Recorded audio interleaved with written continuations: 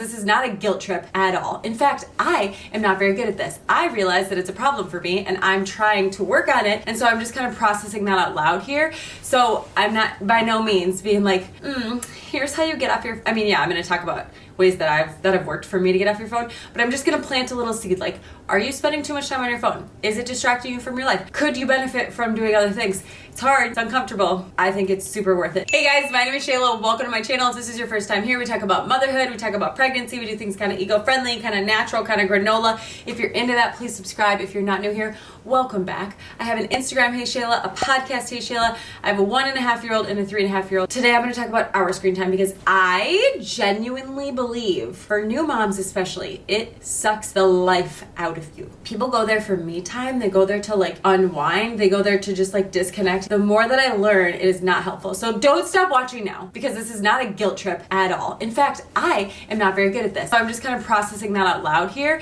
It's hard. It's uncomfortable. I think it's super worth it. In fact, I made a thought prompt flip book because I feel like I'm on my phone a lot when I'm putting my baby down or nursing my baby. A lot of moms do it when they're pumping, when you go to sleep, just like any time where you would normally grab your phone. So it'll say things like, what is one thing that I am grateful for? What is one thing that motherhood has taught me? What is one thing about my house that I love? And it's all a positive mindset thing. So it gets your head in the right headspace, because a lot of times from experience, like postpartum and just like motherhood in general, you can kind of get in like a negative headspace. So it's supposed to keep you in that positive headspace. So when you go in to nurse your baby, you leave your phone out of the room, you flip the thought prompt, you think about it as you're nursing, and like you have your own thoughts again. So you can go to heyshayla.com/shop and check that out. But that came about through this experience. I have been trying to minimize my screen time, specifically scrolling on Instagram, because it just is not life-giving at all. And everybody has to think, it's like Twitter, do you spend too much time on Pinterest or I don't know, Zillow or whatever? Instagram's mine. So why should you care? Because all your kids want is your attention, aside from like keeping them safe and fed. They don't care about how much extra money you're making. All they care about is the time and the attention that you spend with them and you give to them. That's it. And so I would find myself frustrated because I'd be like trying to look up something on Instagram, or maybe not. Maybe I was just scrolling and my kids would be like, Mom, Mom, Mom, Mom. And I was like, oh, why do you keep saying my name? Probably because I wasn't paying attention to them.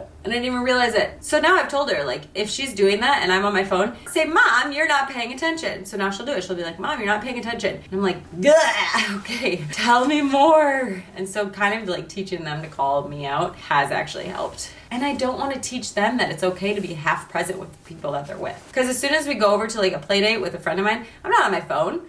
I'm engaging with them. Also, sleep. When you're a mom, when your kids finally get to sleep, you're like, should I lay down and just veg out? Which is at the bottom of my list always. Should I do the laundry? Should I just like scroll for a bit and just like mindlessly sit here? And I just think that is the worst option. I read a book called Digital Minimalism, and it talked about how when your brain is not engaged in a task, it goes into default mode. And default mode is literally like, we're not doing anything, now what do we do? And your brain starts thinking about your relationships with other people and with yourself. And I just find that fascinating. Evolutionarily, evolution has made our brains the default mode to be social. I just thought that was really interesting. I want to tell you about the sponsor of this video, HEYSHAYLA. They are a children's multivitamin for 2+. They have 12 vegetables, 12 fruits. There's 0 sugar. That's like the biggest thing about this. I don't even understand why, but you've seen these in a lot of my videos because they are all the rage right now. I think they're all the rage. I think they're amazing. My kid loves taking these. I feel great about giving them to her. We haven't been very sick lately. And I like hesitate to say that, but we've been pretty healthy. I think it's great and eco-friendly. They send you the refillable container and then they send you eco-friendly refillables every month. It's awesome. So if you are interested or you need to get your 2+-year-old on a multivitamin, HeyaHealth.com/HeyShayla will give you 50% off your first order. You're welcome. Enjoy. I hope your kids love it as much as mine. Oh, and they're like a tablet. They're not gummies. They're not gummies. They're like a tablet like this. They're pretty great. So a couple things that I actually did that helped were I started using an Apple Watch because I can still call people, I can still text people, I can still use Maps if I wanted to, I could still use Spotify if I wanted to, but I can't scroll on Instagram. So it was great. I would just do that and it was perfect. Then I started getting weird about the EMFs from it. And so I've taken a little break, but that was really helpful. I bought a Kindle the other day when I decided it was a phone free time. Seth went out in the hot tub with Aaliyah as he was sleeping. I laid on the couch and read a book. Do you know how good I felt about those 15 minutes?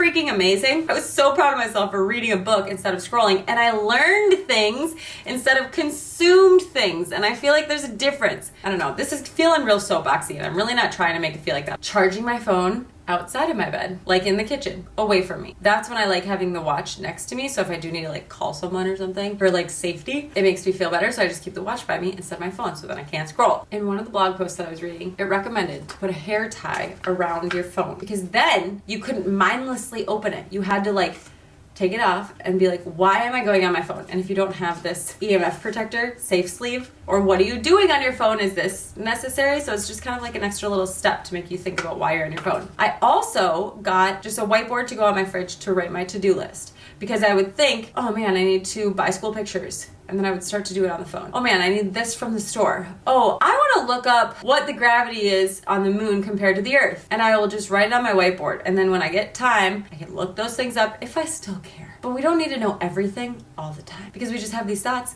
and then we just do them. Maybe start with a 30-day detox where you just like don't get on any of the apps, and you see the things that you're missing. Like, I've considered buying a flip phone. I've considered buying a second phone where I have like my social media stuff and then like nothing else. Only using it on Wi-Fi, or just like different restrictions like that. But I think it's also helpful to do, again, what can you do? Okay, between noon and 2, while the baby's sleeping, I can look on social media, and that's my time during the day. That's it. So then when you're like, okay, I want to do this thing. Oh no, I'll wait till noon. So again, it's not like I'm not getting on my phone. I'm not doing this. And then you can also, this is another thing, check your screen time on your phone to see how much time you actually spend on your phone. That is eye-opening. If you have an iPhone, just search screen time, and it's atrocious.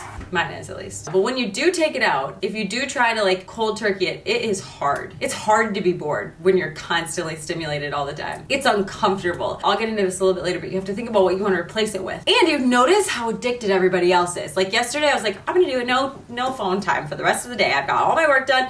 I don't need to do my phone. I'm just gonna be present with my family. And then Seth would like check something on his phone, and I'd be like, oh, you're on your phone? I decided in my head that it was a phone-free day, and there you are. Like, you just recognize that other, or like people in Target, or people driving. Everybody's on their phones, and you don't realize it until you get off yours. Some people will choose a day where they are not on their phones, like on a Sunday. It's just good to be aware of your phone use and how you want to be spending your time. What if you're like, Shayla, I don't know if it's really that much of a problem. Has your kid ever brought your phone to you if it's in the other room? Like it's your third arm? Mine has. And I'm like, why are you bringing me this? Because I have it on me all the time. That's why. Maybe your spouse has said something. Maybe your kids have said something. That's a big one.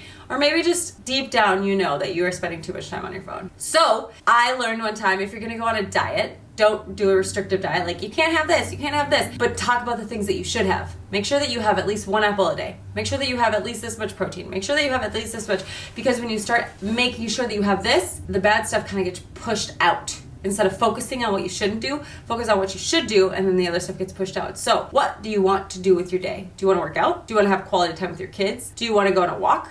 Do you want to declutter your closet? What do you want to do with your day? That helps me a lot, actually. Because when I'm like, what do I do right now? I don't know. And then you're just overwhelmed, so you just hop on your phone. And then everything else is just kind of chill. But if you're like, okay, I need to get my workout in, now is a good time.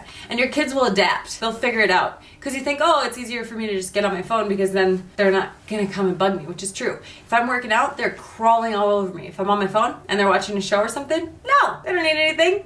If I'm on my phone and they're like outside playing in the backyard, they're like, Mom, what are you doing? Come on. So it's a good way to reduce both of our screen times. I remember when I was a kid, if you were born in like the 80s or 90s, when you were just like bored and your mom was like, if you're bored, I'll give you something to do or whatever. And she was going to like make you do chores and you're like, never mind, I'll find something. You just sat in your room and stared at the ceiling and had nothing to do but just sit there and think.